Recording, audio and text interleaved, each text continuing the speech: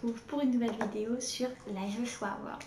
Vous allez remarquer que toutes les vidéos que j'ai fait jusqu'à présent dans ce thème-là, c'est que des vidéos sur des maisons.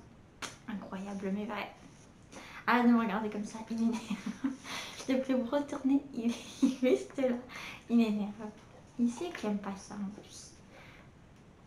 Donc, la Joshua World est une maison qui est construite au 148, si vous m'avez regardé en bas, parce que j'ai mes notes comme d'habitude, au 148 Washington Street à Salem.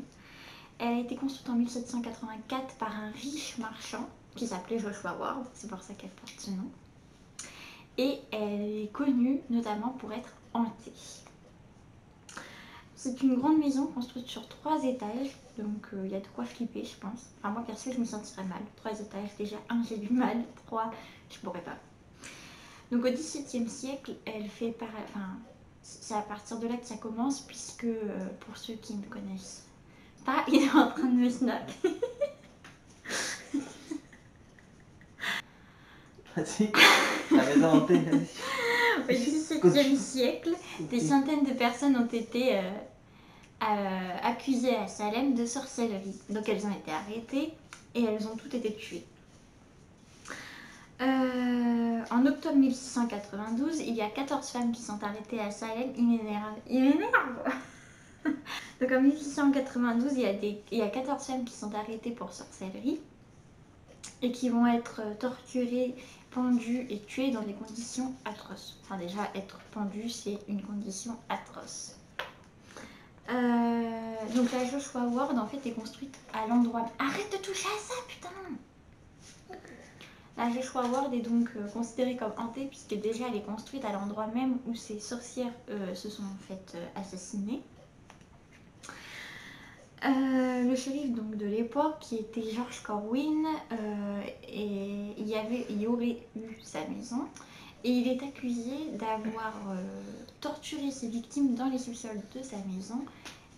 Sa maison est donc construite à l'endroit même où sera construite plus tard la Joshua Ward.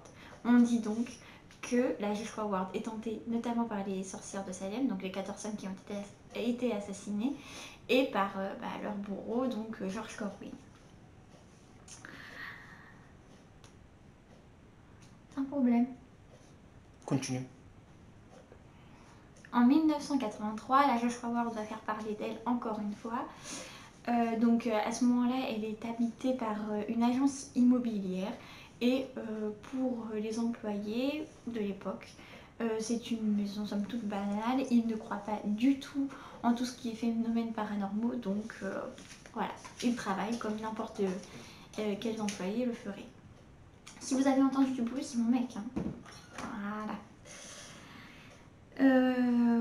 Donc en 1983, l'agence immobilière décide de faire une sorte de promo de l'agence. Donc ils décident de prendre en photo tous les employés dans leur bureau et c'est une jeune femme qui y travaille à l'époque qui s'appelle Daily Levinsky, qui est chargée de prendre tout le monde en photo dans leur bureau. Et au moment où elle va pour prendre, au moment où elle prend la photo d'une de ses collègues qui s'appelle Julie Tremblay, je sais pas trop comment ils disent, elle se rend compte, donc c'était des Polaroid, donc la photo sort immédiatement. Elle se rend compte que la femme qui apparaît sur le Polaroid n'est pas sa collègue. Donc je vous glisserai la photo si je peux. En fait, on aperçoit donc une femme au visage. En fait, on peut même pas définir, identifier son visage. On voit pas. Aux cheveux hirsutes, mais genre ébouriffés. Là, pour faire sorcière, il n'y a pas pire. Et habillée tout en noir. Des années plus tard, le mari de Julie Tremblay dira que tout ce qui a été dit par Daily Levinsky est vrai, que la photo n'est pas truquée, d'ailleurs elle a été expertisée et la photo n'est pas truquée, et que ce serait donc bien sa femme sur la photo, mais qu'il y aurait eu un dysfonctionnement de l'appareil qui aurait engendré ces déformations. Mais moi je me pose des questions, déformation, un dysfonctionnement de l'appareil, ok, mais pourquoi que sur cette personne-là? Pourquoi pas sur les autres? Pourquoi, voilà. D'autant plus que ce jour-là, d'autres personnes vont témoigner et dire avoir aperçu cette silhouette Il y avait notamment une cliente de l'agence qui attendait pendant que un des employés était au téléphone, donc elle attendait. Et à côté d'elle, elle dit d'avoir vu cette silhouette de femme que t'as pas envie de regarder dans les yeux, hein, clairement, et qui s'était assise très très très près d'elle et qui aurait disparu d'un coup comme ça. Et un autre employé de l'agence témoigne avoir vu cette même silhouette errer dans les étages de la maison.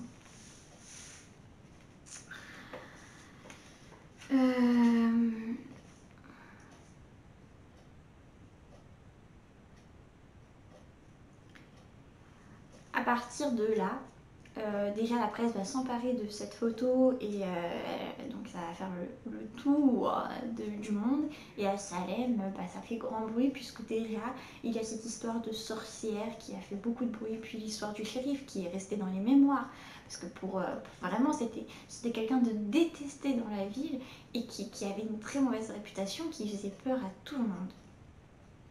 Donc à partir de là, les langues vont se délier et plusieurs employés de l'agence vont parler de phénomènes étranges, des portes qui claquent, des lumières qui s'allument et qui s'éteignent. Au deuxième étage, un froid glacial alors qu'il y a du chauffage, plein de choses comme ça. Il y avait aussi des problèmes d'alarme incendie voilà, pourtant ils faisaient venir des techniciens, mais rien ne changeait, ils avaient toujours des problèmes avec l'alarme incendie. Voilà, des bruits de pas, Bon.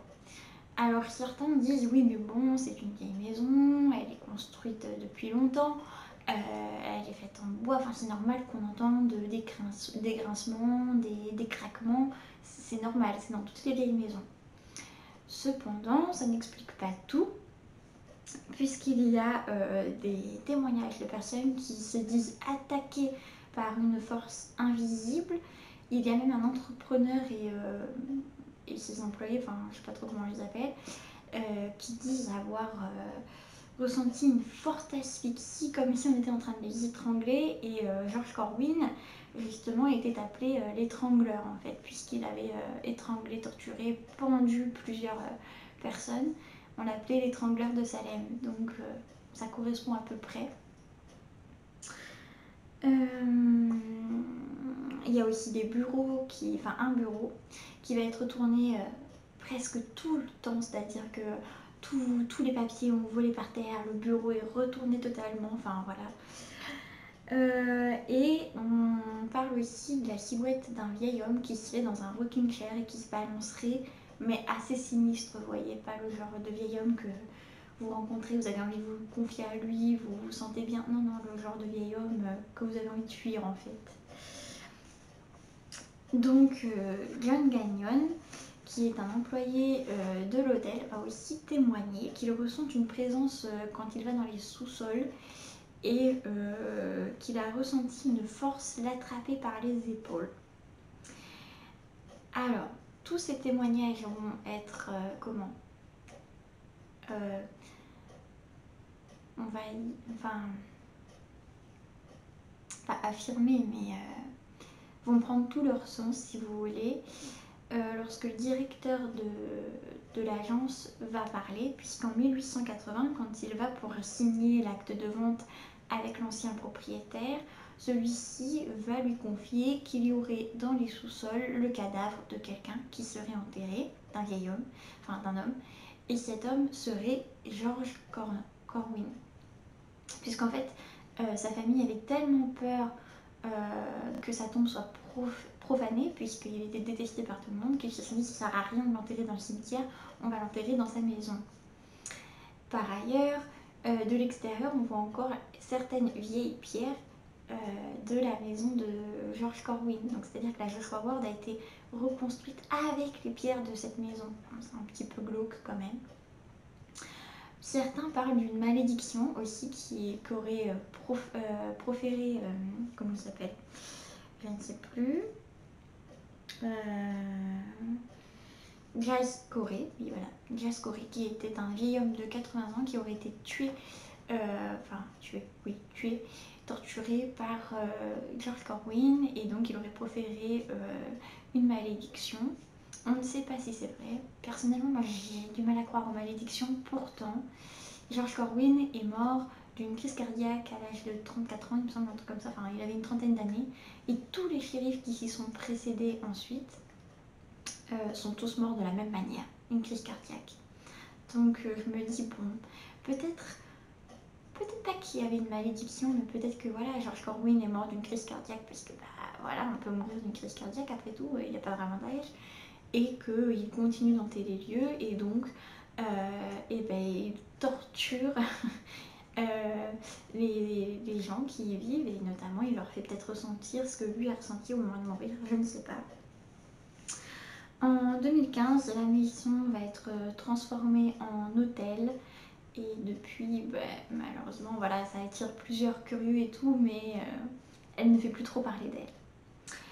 Je ne sais pas ce que vous en pensez, mais comme je vous l'ai déjà dit, moi je crois vraiment en tout ce qui est énergie retenue dans les pierres et tout, enfin, dans les murs, tout ça, le fait qu'il faille nettoyer une maison quand on y entre et que bah, y a eu d'autres propriétaires, il y a eu des morts, il y a eu... Voilà, et puis ça peut être aussi des énergies, pas forcément des morts, mais vous savez, quelqu'un voilà, qui n'était pas forcément bien dans sa peau et vous prenez derrière lui sa maison, bah pour moi il faut la nettoyer parce que quand même ça craint, sincèrement ça craint. Bref, donc le fait d'avoir construit la Joshua World avec les mêmes pierres que la maison de George Corwin qu'on dit déjà enterrée ici, je trouve que là franchement c'est glauque et moi perso je ne m'y risquerais pas. Pour moi la thèse que George Corwin, enfin des énergies maléfiques seraient retenues dans les pierres, j'y crois à 100%. Et en plus, il n'y a pas que celle de George Corwin. Enfin, voilà.